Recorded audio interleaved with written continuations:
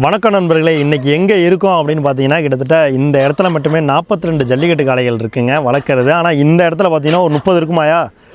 தாராளமாக 30 இருக்குது. எண்ணி பார்க்க முடியாத அளவுக்கு இருக்குது. பின்னாடி பார்த்தீங்கனாலே ஒரு 1 2 3 4 5 6 இங்கே மட்டுமே 6 7 காளை இருக்குது. அந்த இடத்துல பார்த்தீங்கன்னா ஒரு 20 22 காளைகள் இருக்குது. அங்கிட்டு ஒரு 10 காளைகள் இருக்குது. என்ன முடியல எண்ணி சொல்கிறேன்.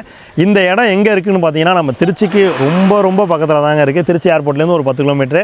மங்கத்தேவன்பட்டி கணேஷ் கருப்பையா அண்ணனுடைய கட்டுத்தரையில் தான் இருக்கும். புதுக்கோட்டைக்கே மிகப்பெரிய புகழ்னு சொல்லலாம். என்ன காரணம்னு கேட்டால், இவரோட இன்டர்வியூ வராத சேனலே கிடையாது. பொங்கல் ஆயிடுச்சு அப்படின்னா கண்டிப்பாக எல்லா சேனல்லையும் எல்லா பேப்பர்லேயுமே இவரோட இன்டர்வியூ இருக்கும். ஒரு காலகட்டத்தில் என்ன அப்படின்னா, ஜல்லிக்கட்டு காளை வளர்க்குறது மட்டுமே தன்னோட ப்ரொஃபஷனலாக வச்சுக்கிட்டு இருந்தார்.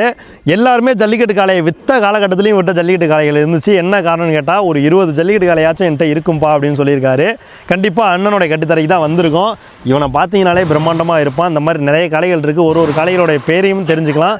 கண்டிப்பாக வீடியோ ஃபுல்லாக பாருங்கள். அண்ணன் வந்துட்டார், அண்ணன்ட்ட கேட்டு தெரிஞ்சுக்கோ. ஓகேங்களா?